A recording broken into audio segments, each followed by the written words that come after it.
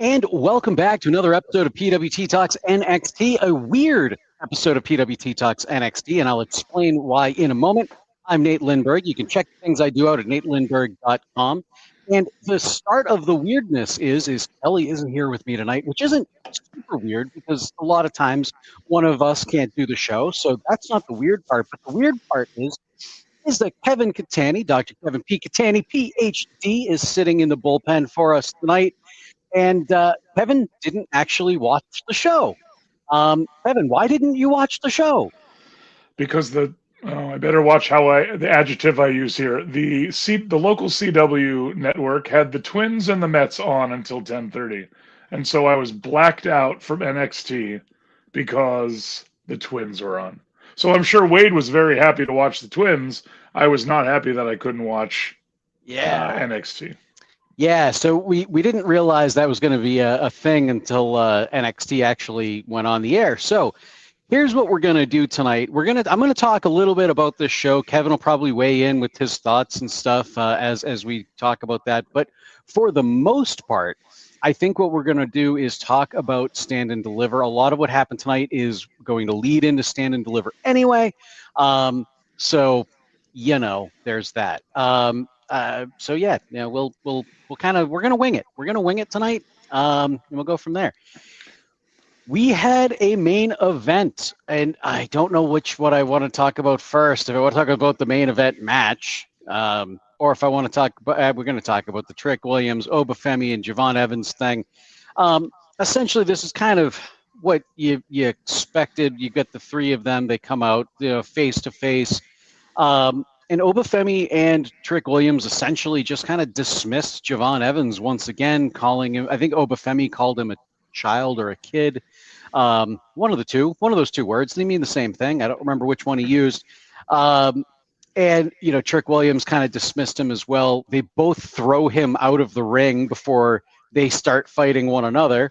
Javon Evans tries to get back in the ring, and Trick Williams and Obafemi throw him back out of the ring. Then Javon Evans goes to get back in the ring and gives them both a double springboard cutter, taking them both out. And the show ended with Javon Evans holding the NXT title high above his head. I don't think that's how I thought the night was going to end, to be honest with you. Although I like it. I'm not going to lie. I mean, Javon Evans, I don't think is quite NXT championship level yet. I could see it happening in the future. I don't think he's quite there yet. Usually the person that holds the title high up in the go-home show does not wind up walking away with it. So I'm assuming that's a bit of foreshadowing here. They wanted at least that shot with him with the title to maybe give some people some hope. But I'm thinking Obafemi is going to retain. We wind up seeing Javon Evans move on to bigger and better things, and Trick Williams winds up going up the main roster. That's kind of my thought. With the match for Stand and Deliver. Kevin, let me throw it to you. Anything on what I described about what happened tonight, or if not, your thoughts for the main event of Stand and Deliver? Sure. So before I get into it, hi chat, best chat in all of the PWTorch, but also special hi to CJ. If you look at his earlier comment, in light of sort of life and sort of circumstances that surround us, CJ, please lean on your village. We're here, man. Go higher up towards the top there. There we go. That one. We have a cool community here at PWTorch, and I think in general the wrestling community is pretty cool that way too. So please lean on us. We're here to lift you up, and be as involved as you usually are for the chat today. Then secondly, scrolling down to Ryan. As you were talking, Nate, I'm like, you know what? This storyline seems really familiar, and it is in fact Io getting bullied by Rhea and Bianca. So, yep. I guess Sean called Triple H and was like, "Hey, can I borrow that storyline for my main event?" I would have to be far more intentional than I am about it, but I've had this like sort of running theory that very similar, if you know in hockey, there's a superstition that you're not supposed to touch the Eastern or the Western Conference trophy if your team wins, because that means that you won't win the Stanley Cup. And so you'll notice every year when the two teams that play in the Stanley Cup win, the trophy's put in front of them, and they all just kind of stand there and they're like, but don't actually touch it. And so I've sort of had this theory going through of non-champions who touch the belt. What is their success rate in posturing with the belt as sort of that good luck, bad luck talisman? And so, yeah, I don't think it bodes well for Javon. No. And I definitely see Oba retaining. I think, like you said, it's probably time to have Trick start making an impact.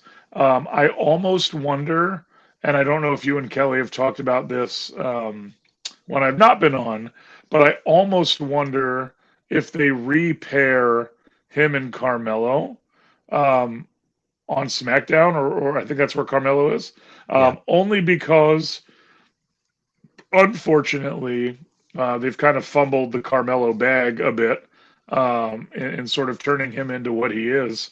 And so I wonder, they can kind of lean on that. Well, I wonder how many people paid attention to NXT to know they were a team before, that sort of thing. So I could see if he does call up, they might pair them back initially, because I don't think either is necessarily strong enough that they would justify being a singles kind of on their own right out of the gate in the way that they're having Penta and Rey Fenix be solo for right now.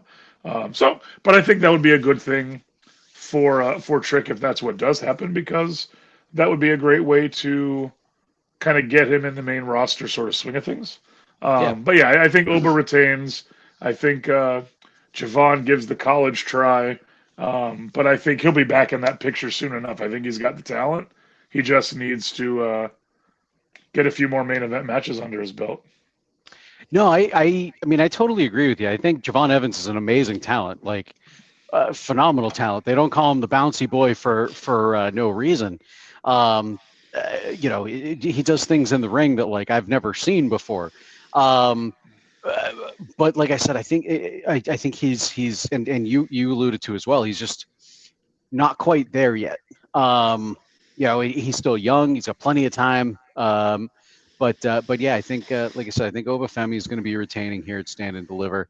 We'll see what happens. But Trick Williams, we did talk a little bit about Trick Williams and the potential for him to rejoin Carmelo Hayes. I mean, obviously, not as many people watch NXT as Raw and SmackDown. So I think you would need to kind of tell that story about what their affiliation is. But I think they could do that pretty easily, and I think they could put them back together in some sort of a heel tag team or even a face tag team. I think they're both charismatic. I was going to say charismatic, but that's not how that word's pronounced. I think they're both charismatic enough to handle that. I'd personally want to see them in a heel role first, and then win over the crowd naturally, kind of like what they did in NXT to become faces. That's kind of what I would like to see, but obviously we'll see what happens with them. But I don't know. There's also part of me that wants to see, like you said, that Trick stand on his own, kind of like Penta and Rey Fenix are right now, and then maybe eventually bring them together. Whether it be Penta, Rey Fenix, or Trick and Mello, eventually bring them back together. I'm sure it's just a matter of time before we see Penta and his brother Rey Fenix together in WWE. NXT, that'd be kind of cool, but probably WWE. So yeah, all right, cool. That's with Trick Williams. Anything? Hey, just real quick, you put the idea in my head. Thank you. If they call Javon the bouncy boy, and we already have on the main roster a big strong boy, could we put them together and have the bouncy strong boys, the strong bouncy boys? Which the big strong bouncy boys. We could. Yeah, we could play with that. I like. We could make some magic. Well, we did. What is the name of the? Okay, him and Tyler Bate. Or Tyler Bate obviously is a big strong boy. Him and Pete Dunne rather. Mustache Mountain? No, it's not Mustache Mountain. No. Oh my God. No. What? They just re-debuted. I can't think of what their tag team name is called. Somebody in the chat will save me, I'm sure. But wow, yeah, Nate Brain strikes again. Although, in fairness, I do miss Mustache Mountain. I like Yeah, Trent Mustache Seven. Mountain. I know that Trent he Seven's really. great. I don't really know what his. I know he got hurt, but I really liked them. It was a shame that that Yeah, he got let go. they cut Yeah. Trent Seven there in that round of cuts. Yep. No, exactly. New Catch Republic. Thank you, Joel Yeah. Pearl, coming in with the clutch. New Catch Republic. I knew something. Best chat in all of PWTorch right here. Yep. Thank you, Joel. Yep. I knew somebody was going to come in and save me there. It was like on the tip of my tongue, and I just And then just quick look up at Ryan. Apparently, Ryan's a fan of Mellow Don't Miz. And here's the deal too. Like I've been wrestling lately, and it's not a bad thing. But I've been wrestling with. Oh, good for you, Joel. Jealous. I've seen some really cool merch items. Be on the lookout when you get to the wrestling world.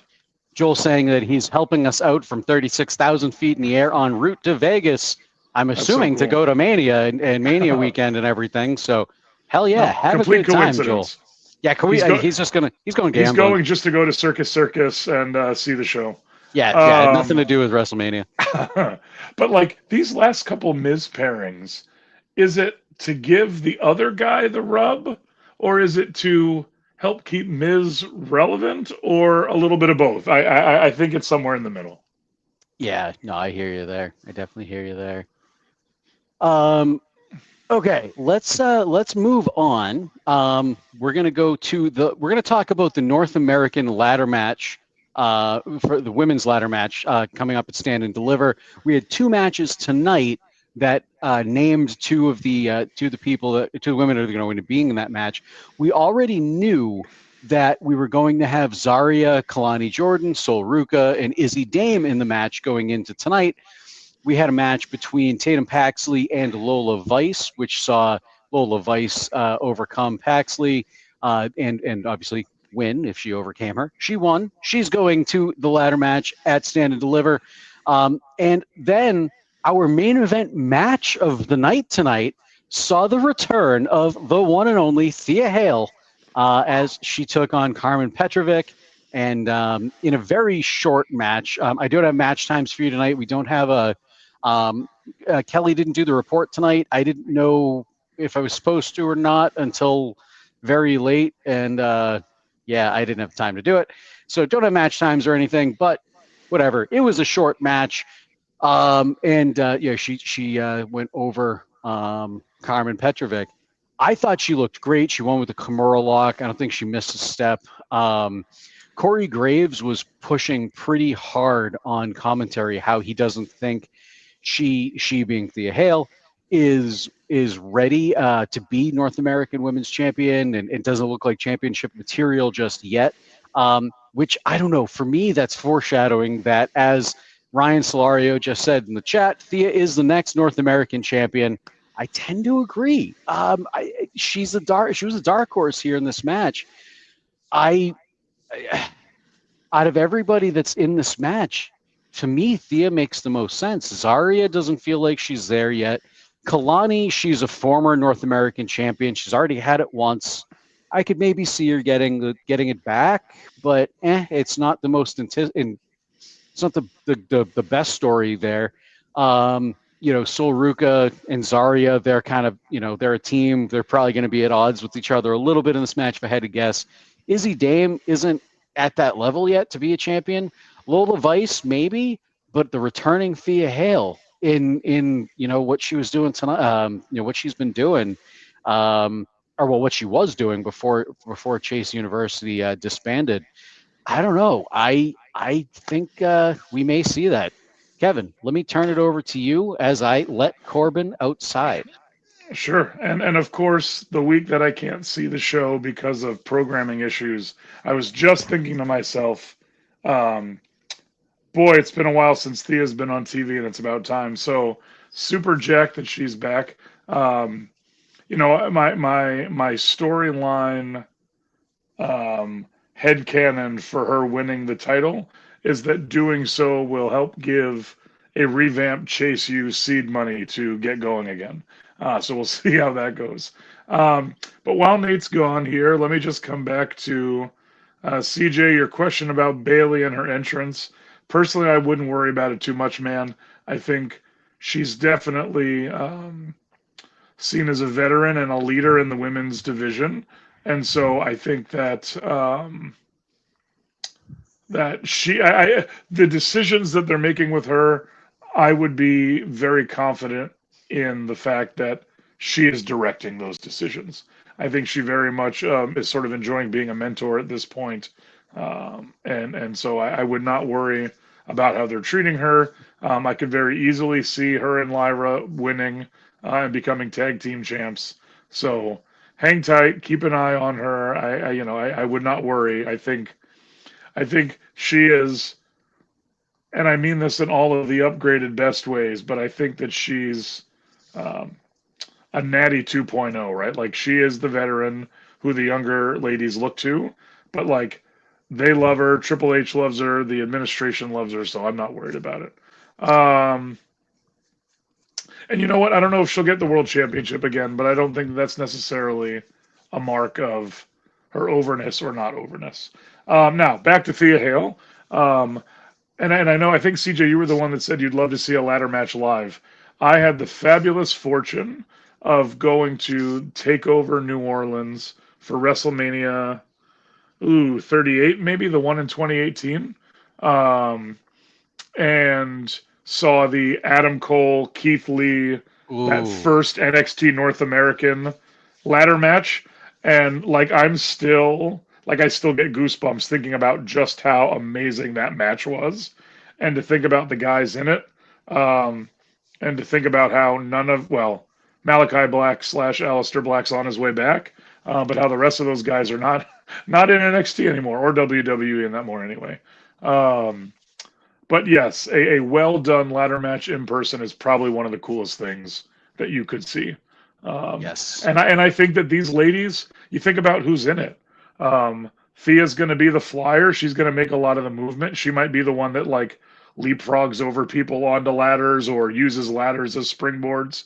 I think you have Zarya and Lola Vice to kind of be the bases, right? To be the the muscle that can kind of throw people around. Soul's there to hit everybody with a soul snatcher at some point, maybe onto a ladder, maybe not. But I think they really Or like off her, of a ladder. or off of a ladder, because I just think they really love that move and do everything they can to showcase it. And I think Kalani very well could be there to eat the pin. I think she's doing fine, but I think they gave it to her. She had her run, and they're going to just kind of move on from her. And so I think you've got the recipe for a really solid women's ladder match. And if I was a betting person, I'd bet that these women are saying to each other, even right now, we want to steal the show with this match. Oh yeah. And I could really see that being a contender for match of the night. I absolutely could. Absolutely could. Like you said, I mean, ladder matches are especially, and we've got a bunch of people in the chat talking about the first ladder matches that they saw. Ladder matches they can be an absolute car wreck, super fun to watch live. I think this, like you said, this has the potential to be match of the night. There's a few of them that do, but this definitely is up there with that potential. Also, just sorry, can I butt in again real quick? Because we're No, talking not about allowed. table. Sorry. No, I'm kidding. Go ahead. I actually just got done reviewing an academic journal article on professional wrestling. Cool. And they were talking about some of the hardcore elements that wrestling brings. And in parentheses, they had every ability to write it as tables, ladders, and chairs. And instead, they chose chairs, tables, and ladders. And I was like, oh, you missed a glorious opportunity to present it as it is presented in the WWE. But sorry, okay, continue. No, hey, they should have. They should have. Okay, missed opportunity. Academics. Psh. But no, the only ladder match that I've ever seen in person was an indie match. It was the Golden Greek Alex Arion versus Brian Fury in a small little Elks Lodge in Massachusetts. Brian Fury being the one who trained the likes of like Sasha Banks and a few others. But it was funny in this match. And not that I want to get into this, but or go on a huge tangent. I don't mean to go on a tangent, but I'm gonna real quick. Brian Fury gets knocked off the ladder, and I'm sitting front row with my current roommate. Him and I went. This was like 15, almost 20 years ago, probably at this point. Brian Fury gets knocked off the ladder, falls out the ring right in front of me, and I watched him do this, right? Like kind of blade above his eyebrow. He stands up. He stands up and looks right at me, and his eyebrow, he cut so bad, his eyebrow flapped down over his eye. Oh, no. And it was, I still have that image just burned into my brain. It was a great match, though. It was a great match. Did not think I would be talking about the Wrestling Federation of America here tonight on PWT Talks NXT. It has not been only the OGs know about the WFA. So yes, yes. Steve Bradley, rest in peace. Anyway, let's go. Yeah, so we talked about the North American ladder match qualifier. We've been talking about ladder matches. CJ says if WWE turns Bayley into the next Natty, I'm done. Hey. Well, please know I didn't mean it as yes. Natty currently exists. I meant more in the like respect, in the longevity. Yeah, longevity, respect. That's why I pointed that one out, because I know what you meant. One of the things Kelly always says on the show is, if you can be the Miz, be the Miz. Because, yeah, sure, you might not always win, you might not, but you can make people look good, and you're always going to have a job. And that's kind of the same thing with Natty. She can always make people look good. She's always going to have a job. I think that we used to say that before he got cut about Heath Slater. Nobody wants to be Heath Slater, but anyone would have been Heath Slater for as long as he lasted in WWE. 100%. I should have filled my water up before we started, but that's fine. Rookie move. I know, rookie move. All right, let's keep moving on here. We had this wasn't a match, more so an angle. We saw the underboss Stacks of the family make a call to bring the family to the NXT parking lot to jump the Dark State with some crowbars. At first, they had the upper hand. Big brawl through the parking lot, wound up spilling inside of into the building. At first, it looked like the family had the upper hand. Dark State winds up getting the upper hand, takes out Stacks. I think it wasn't a choke slam, but they slammed Luca onto the hood of a car. And then the Don, who was not part of this because Stacks, it was his call. Stacks is the one that was doing this. It was his call to make. He didn't tell the Don about it, but the Don apparently found out about it. The Don comes out of nowhere with the crowbar, takes out the 4 members of Dark State. As the police, you can hear sirens in the background and you see red and blue lights behind them. The police come and scare Dark State away. Stacks tells the Don, like, oh my God, the police, we got to get out of here. And the Don's like, no, they're our guys. They're with us. Like, clearly, the rest of the United States government, the Florida cops are apparently corrupt too. I don't want to get into politics in the show, but I just did. Yeah, so, we saw that. I thought this was actually a really cool angle. I'm not like, I don't know, we see so many parking lot brawls in NXT. But I thought this was done really, really, really well. This reminded me more of like a movie fight scene, the way that it was shot and actually cut. I'm not saying it was a good movie fight scene. It was like a, maybe like a D-level movie, but for NXT, it was pretty A tier. But I thought this was done really well. It also furthered the D'Angelo and Stacks kind of tension where Stacks wants to do something on his own, and make the Don proud. And Don's like, no, don't do that. Although at the same time, he's telling him, step up and be the underboss. I think we're going to see something happen between Stacks and the Don of NXT sooner rather than later. We could see something at Stand and Deliver. We're going to have the D'Angelo family take on the Dark State. So, I mean, maybe Stacks turns on the family or something at Stand and Deliver. What say you, Kevin? Yeah, well, I didn't see the brawl, but you describe it as something beautiful. And I wonder, did you see the Adam Cole Velveteen Dream parking lot brawl match? Yes. Did it feel like that at all? Like, did it kind of have a feeling of? Ooh. Because I thought that was a well done parking lot Yeah. brawl. Yeah. This took, it was a long brawl. This was, I don't know exactly how long it was, but I mean, it went on for a few minutes. Many camera angles and camera cuts. It felt, I think if I was going to compare it to something, it might be more along the lines of the Gargano Ciampa street fight. Hmm. Maybe not quite, but maybe I think maybe a little bit more on those lines. So on the topic of the family, I think what I'm continued to be surprised by is Stacks already betrayed Tony once. And does he not remember? Like, I feel like in any mob movie I've ever seen, you get one screw up and then the next one you're dealt with in all of the ways that mobsters know how to deal with people. Um, and so I guess I'm more just miffed in the sort of the real life element of this that he continues to give Stacks more free reign. So I imagine I know that this is going to end in catastrophe for the family. But yeah, well, it remains to be seen. Um, oh, good fella. Yeah, listen, not a bad point. It could be Tony that splits. Um, I who said? Oh, your point too, good fella, about wanting to see what Tony might look like on his own.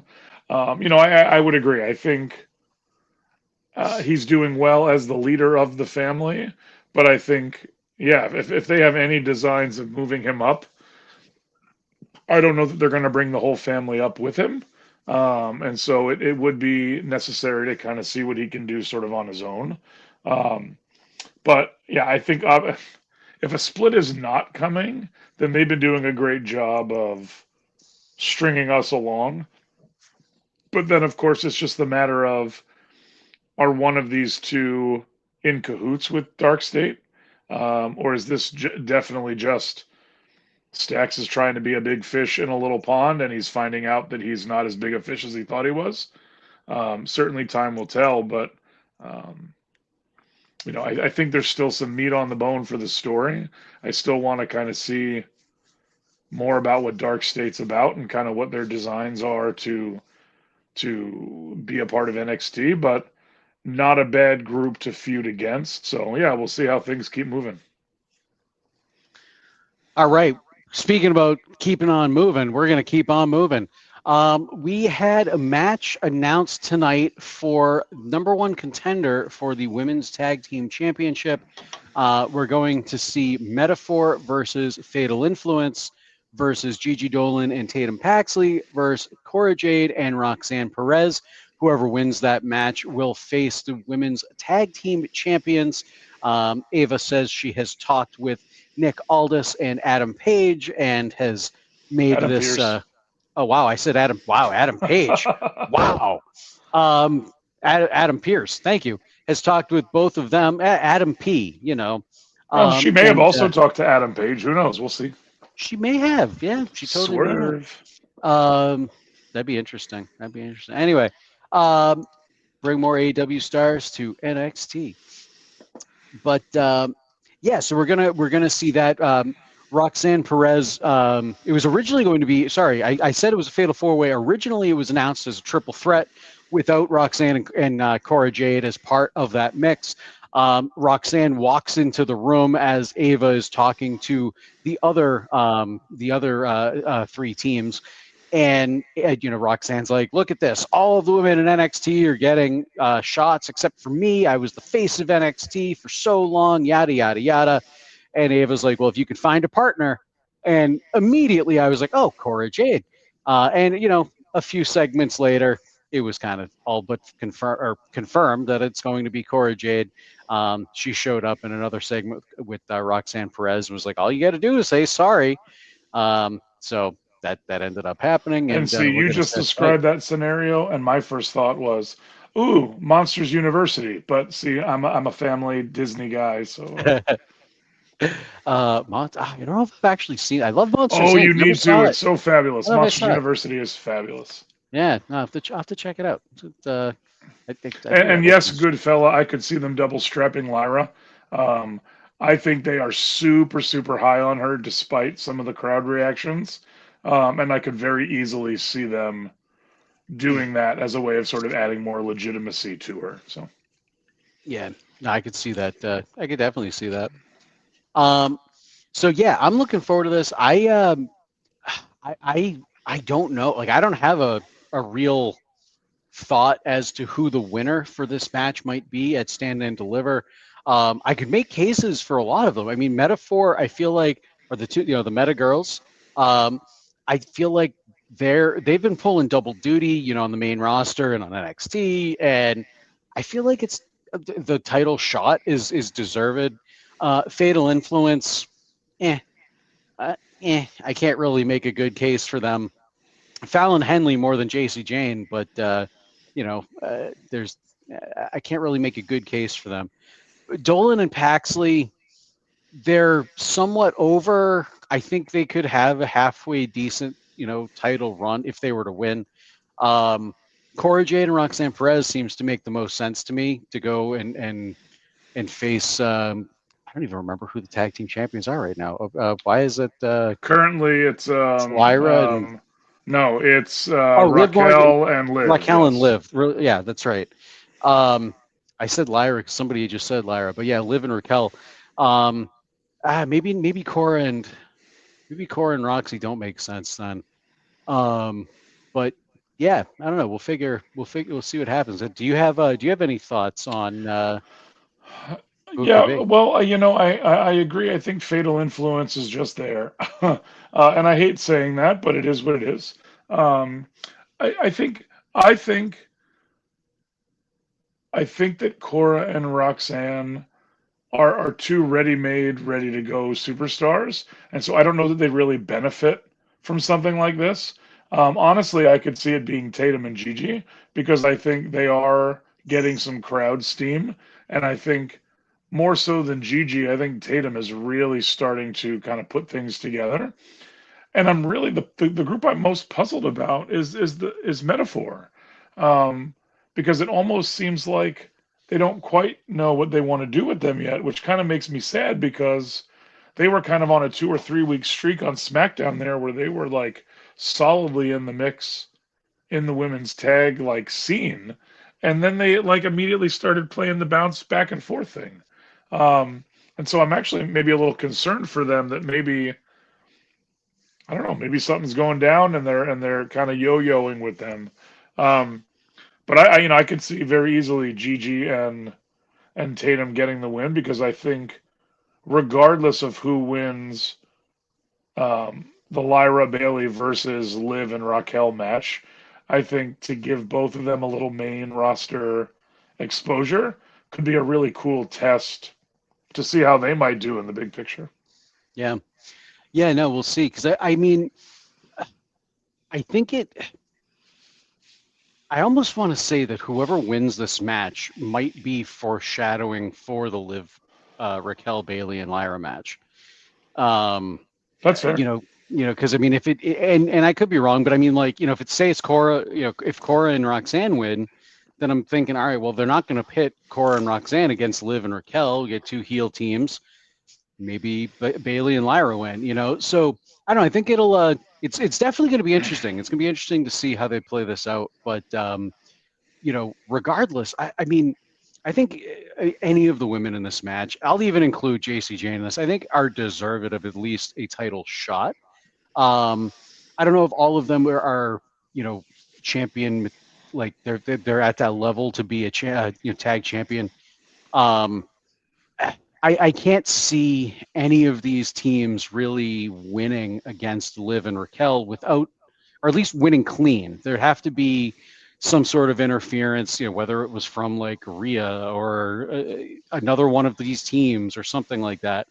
I still think we're going to see Liv or whoever the tag team champions are currently retain them in this match. I don't think they're going to put them on NXT talent, but you never know. They might. They certainly might. I also don't disagree with Ryan in the chat. He says that he thinks they're waiting for Noam Dar to return to kind of go Noam Dar and probably Oro Mensah for that matter. More so Noam Dar, but to return to kind of pull the trigger on Metaphor. I think that's probably the case. I think he's got to be coming back pretty soon. He's been gone for a while. All right, let's keep going. Nate, could he make a comeback at Stand and Deliver and cost the Meta Girls? Hey, anything's possible. Anything's possible. I don't. WrestleMania season is comeback season, so this is true. This is true. I'm so looking forward to this. There's so much wrestling to watch, and then there's Easter in the middle of it. Why did you have to put Easter in the middle of WrestleMania weekend, Christians? Yeah, way to go, Christians. Jeez Louise. I know, but whatever. You should know this is a holy week for us wrestling fans. Anyway, before I get kicked off, a holy week in the most unholy location in the United States. That's right. That's right. What stays there or happens there stays there. We had a series of awesome video packages throughout the night for Stephanie Vercurd, Julia, Jordan Grace, and Jada Parker, respectively. I think there were two of them that really stood out. All of them, I think, were fantastic because they really did. They were almost like those Prime Target videos from back in the day. Not quite, but it kind of reminiscent of that, where they talked about their struggles and coming up through the business and how they got to this point. The two that really stood out to me was Jordan's and Jada Parker's. Jordan's was shown first in the night, and they showed a lot of footage, some footage, mostly pictures of Jordan pre-Juggernaut. Jordan before she got shredded, she was still a little bit chubby and chunky, and they very much alluded to the fact that she was overlooked and almost, they never said bullied, but almost bullied because of the way that she looked, and she decided, you know what, I'm going to show them. And then she got herself, she laser focused herself, got herself in shape, and she said, the day that she made that decision was the day that the Juggernaut was born. I thought that was an awesome promo, or not promo, video package rather, and a great way to kind of further introduce Jordan to the NXT audience. I mean, obviously she's been here for a while now and she's done a lot within NXT, but still kind of introduce her background. And I think it was kind of powerful to see some of the older images of Jordan Grace. If you didn't know that she was always, that she wasn't always this like jacked juggernaut, you'd probably think she always was. And to kind of see what she came from, and see the transformation into who she became, I think was pretty powerful, and could be motivating for some people, but I think it's also a good, a good way to get a lot of people behind her, if they weren't already. Jada's was also really good, talking about her, her past and everything.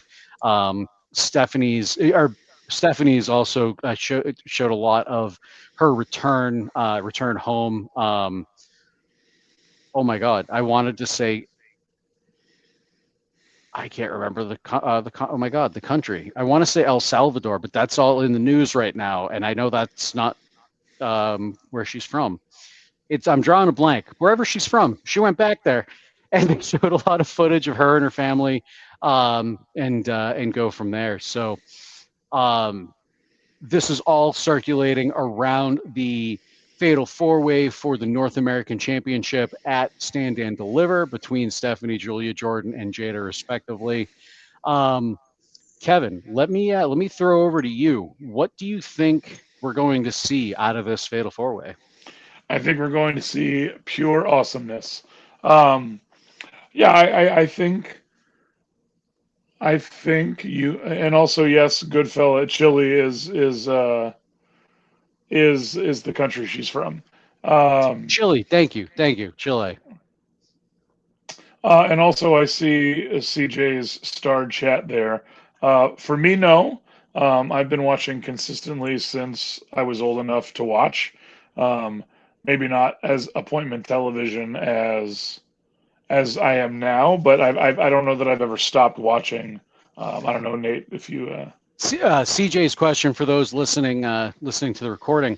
CJ says, "I don't want to interrupt you guys again with an so you can answer at the end, but have you ever taken a break from pro wrestling, and if so, why?" Um, I have taken a break from pro wrestling. So I started watching in, it was either late '97 or early '98. And the first, and it was very shortly thereafter that I went to my very first show, which was a show that Mick Foley put all those butts in seats and won the WWE title. The infamous show that ended the 83-week WCW run. I was in the building for that.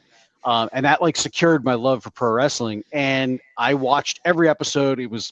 I had to watch up until my senior year of high school, which would have been 2006. And I was already on a little bit of a decline at this point because John Cena had debuted, and John Cena was being touted as this badass from the mean streets of West Newbury, Massachusetts. I grew up about 5 miles from West Newbury, Massachusetts, and it is the furthest thing from the mean streets. And I took it like it's obviously supposed to be a joke and satire and stuff. I took it literally, and I was like, "This is stupid. I hate this, John Cena." And like, I was like, if this is the direction the company's going, PG and all that, I'm done. And yeah, I kind of stopped watching until it was actually NXT caught my eye. It was the NXT Arrival. I happened to see something about it online, and I was like, "What's this?" And I tuned in. I got the network for it, and that's what brought me back. So yeah, it was. Listen, It was, what about John East Cena. Newbury? There is no East Newbury. There's a new. There's a West Newbury. There's a Newbury. There's a Newburyport. But there's no East Newbury. Get your I stuff guess together, Massachusetts. I guess Newbury would be East Newbury because it's eastern and it's right on the coast. But yeah. So So anyway, back to topic, I suppose. Yeah, I think this match is going to be outstanding. You know what you're getting in Julia and Stephanie. Um, I think a lot of people are new to Jordan if you only watch WWE television, but if you've watched other wrestling, you know that Jordan is legit and the truth. And so I think we're going to get some good stuff out of her. And so I think Jada probably is, I'll say the wild card for lack of a better term, but she certainly has the least amount of wrestling experience of the four women in that match. And even saying that, I think she's going to hold herself just fine. oh yeah. So yeah, I think, I know I said the ladder match may well be the match of the night, but I bet these four women are going to want to try to steal it from them. Um, and to be frank, I think that Stephanie will retain, and I think that we're going to see um, a Stephanie v Julia program come out of this, and we're going to see a Jordan v Jada program come out of this. And I think both are going to be fabulous, and will probably lead to probably the next three challengers for Stephanie in Julia 1, Jordan 2, and Jada 3. Yeah, But I think see that. you can make a lot of good storylines out of this four-way. But I do see Stephanie retaining. Yeah, me too. I mean, she's a brand new champion. Obviously Julia didn't hold the title that long, but there was some injury and some visa issues circulating around that. I don't honestly think they expected Julia to be back.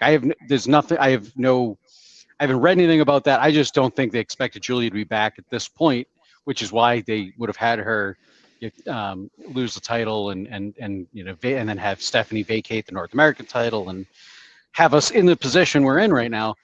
If they thought she'd be back in short order. But I could see this going one of two ways. I know I am leaning more towards Stephanie retaining, but there's this little part of me that says maybe Julia gets her title back, and then it leads into the feud with her and Stephanie. I don't really want to see that 'cause I don't like the hut shotting of the titles and all of that. Yeah. But Especially for a title that has typically been very protected in general. What up, Sean? I see you there. Sean in the chat says, "What's up, guys? Just jumping in real fast, but Jada's video was cool, but it feels just like her character has been a little all over." Um, maybe a little bit. I don't know. I think Jada knows who she is as a character personally. Um, I've brought this up a couple times now in the show, but I'll bring it up again. I went to the NXT LOL tapings back in December, right before Christmas. There's 2 shows back to back there, and the one person, there's actually 2 people that stood out to me as being able to kind of control and manipulate the crowd. Where I didn't. One of them was expected, Jada. The other one was not expected, Luca Crucifino. Um, and they kind of playing with the crowd during a break. But Jada, she knows who she is. She definitely knows who she is. I don't I I don't know. I guess it depends on what Sean meant by the character feels a little all over the place. But yeah, I think she knows who she is and is gonna you're gonna I don't know. I think she's got a high ceiling. I guess that's what I'm trying to say. Oh yeah. All right, let's keep on moving on here. We had this. I don't know. This might be my favorite match of the night, although the return of Thea Hale, as short as that was pretty awesome too. The tag team gauntlet match here tonight. This was pretty fun.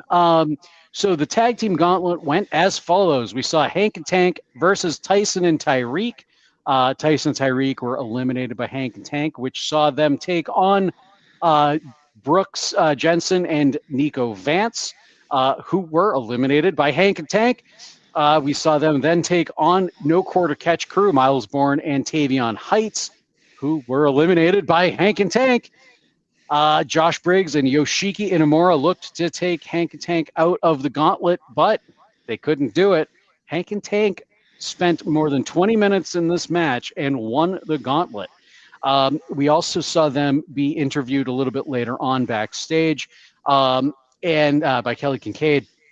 And I kind of liked this. They talked about how they've been like going to all of these legendary tag teams and asking for advice, but in the end, they didn't change anything. They just went out there and they were themselves and they won. And I thought it was really cool. Like going back a few weeks to when the Hardy Boys were in NXT and Hank and Tank came out into the ring and just asked them for advice. I'm like, this is kind of dumb. Like I can see, asking the veterans for advice, but don't do it while they're in the middle of the ring. Do it backstage or something, But now seeing where this has become, where this has gone rather, I think it's pretty cool, and I think it sends a really cool message too. Is just believe in yourself. You don't have to be the next Hardy Boys. You don't have to be the next Fraxium. Just be the first Hank and Tank, or be the first Nate and Kevin. You know what I mean? So I like this. Do I think Hank and Tank are going to dethrone Fraxium? I don't know. I don't really know. With this momentum that they've built up going in to Stand and Deliver, I could maybe see it. But yeah, Goodfella can't back off of it. He's already manifested it. Don't waffle here, Goodfella. You've put that into the universe. That's right. Hank and Tank are gonna take it. That's right. That Goodfella in the chat saying, "Okay, you got me. Hank and Tank gonna win." I don't know. I could see it happening with that momentum that they're bringing in to Stand and Deliver from tonight.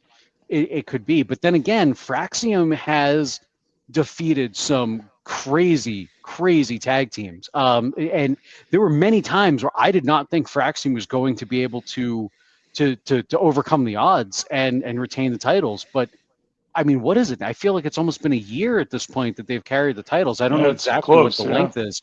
Actually, I'll look that up while I'm talking here.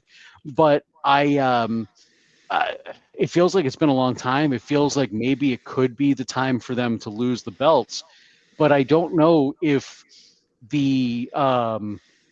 if kind of the fledgling tag team here of Hank and Tank are the ones that should necessarily do it. Well, I could see, Nate, a scenario where Fraxium is overlooking Hank and Tank, and it's that hubris that not only causes them to lose, but causes them to finally break up, Yep. and perhaps go into a singles program together. Um, 352 days oh, they're so so close. is their combined reign. So they did lose the title. Oh, I see. I see. Yeah, yeah. I forgot about this actually. They dropped the title for 18 whole days to Chase University before Chase University got disbanded because they won Now the titles Chase back. cost them their year reign coming up to WrestleMania. Yep, but 352 days combined reign. It was last April. I think it actually might have been Stand and Deliver. Looking at the date here, April 9th. It could have been Stand and Deliver. They won them. I don't remember. It sounds right now that I say it. So yeah, maybe coming right back to Stand and Deliver here and go from there. So Yeah, it should be an entertaining match if nothing else. Um, I think Hank and Tank have a similar charm to the NXT crowd that like Otis does. Where certainly they are athletic enough to do what they're doing or they wouldn't be there, but they're sort of the, I don't know, the lovable teddy bears. Um, if I can give them such a moniker. Um, Also, bonus points to the first person in the chat that can make Nate and I in WWE 2K25 as a created tag team. And I think we could be called either Bald is Beautiful or the Bearded Wonders. But either way, I think we could be a ball-in tag team. hell yeah, I've got myself a pretty damn good Nate created character in 2K25. I don't have it uploaded to the community creations or anything like that, but I just got to make you and then there we go. There we go. I'm down. I'm down. And Goodfella comes in saying Bearded Wonders has a ring to it. So there we go. There we go. All right, let's head home here. We had one other match on the show tonight: Lexus King versus Wes Lee versus Eddie Thorpe versus Ethan Page to name the number one contender for the North American title. Ricky Saints North American title, which he won. Was it not last week? Week before last. We ended up seeing Ethan Page go over here. It was a fun match, a little all over the place. As you would expect, a fatal four-way between, well, especially one that includes Wes Lee. He's super athletic, and all over the place. I mean that in the best way possible. Just for lack of a better term, it is pulling back the curtain here a little bit. It has been a very, very long few days for me. I'm amazed I'm even still standing at my standing desk right now. I should be sitting. I don't know why. But I'm exhausted. I don't know why I even went into that. I'm saying that because I couldn't think of a better word than, or a better phrase than Wes Lee all over the place. But very athletic things. Bit of a, this match was a little bit, crazy at times, but still very entertaining. Ethan Page versus Ricky Starks, it's going to be so long since I can say Ricky Saints without having to think about it. But Ethan Page versus Ricky Saints, I think this is a good match. This is not just because of what it is in WWE, but because of the history in AEW. It was a couple weeks ago where it was Ethan Page, Ricky Saints, Lexus King, and there was somebody else too, Sean wasn't Spears. there? Sean Spears, thank you. And they closed out the show, and it just seemed like a little bit of an FU or up yours to AEW. I kind of like it. I think this is a smart booking, but not just for that. I think it's also going to just be a really damn good match. These two are incredible athletes. I'm really looking forward to seeing what Ricky Saints does in this full-blown, singles match at Stand and Deliver, the biggest stage for NXT. I think this should be good. What are your thoughts coming into this match for the North American title? Yeah, I'm also looking forward to it. Um, I'm someone that keeps an eye on the competitor product, just to kind of know what's going on. I don't watch it with any sort of religiosity, Yeah, but same. but the comments that I continued to hear regarding both Mr. Saints and Mr. Page were the fact that they were severely underutilized in that promotion that clamored to get the next big free agent. And so I'm very excited to give them, the both of them, a platform in front of what figures to be a very hot crowd. I'm very excited to see Ricky go in a full match in NXT. I think Ethan Page has done very well to show that he's somebody they can lean on to build a match around. And so I'm very excited for that match. And I would dare say that I think that this Stand and Deliver card very much has a feel of the old takeover cards, in quality, in story, and sort because of there's 7 of them. Well, there you go. And also what can come out of it. I think that while all of the matches have stories that are definitely crescendoing, it's fun to think about what are the combinations and permutations coming out of this in terms of whose paths will cross. I'm not ruling out either a debut or some sort of return at Stand and Deliver. I very much would be in favor of some sort of surprise that way. I see Ryan. Ryan made a comment regarding the 1v1 nature of Saints v Page. I think that might be the only singles match It is on the only entire singles. WrestleMania weekend, which is crazy. Hey, we got Cena versus Cody. No, easy. They're going to find a way on Friday night to mess with that somehow. But yeah, I think this is going to be a really good match. And I love that we can kind of say that about all the ones for Stand and Deliver.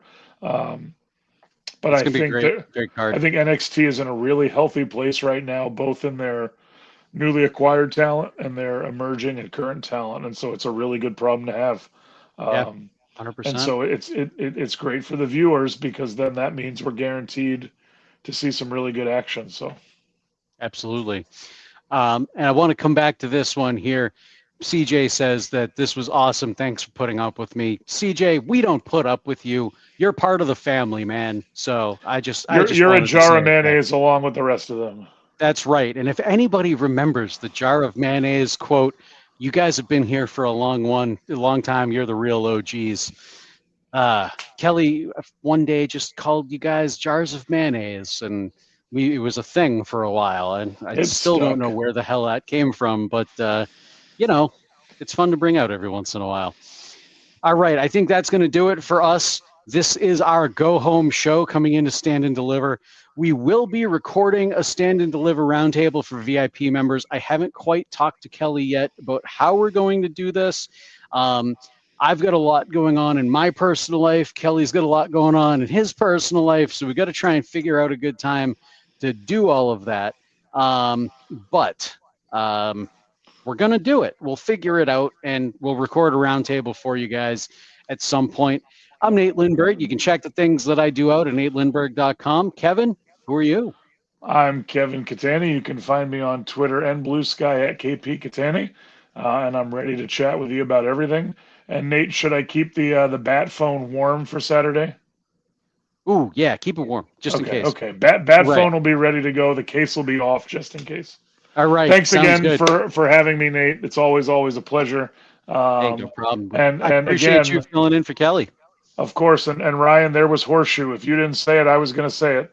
Damn it! You guys took my outro. Okay. That's how I was going to end it, but that's fine. Fine. But I will again give props to the best chat in all of PWTorch. So thank you guys. You make the show fun, and thank you, Nate, for having me. Hey, no problem. All right, guys. We'll see you next week. Take care.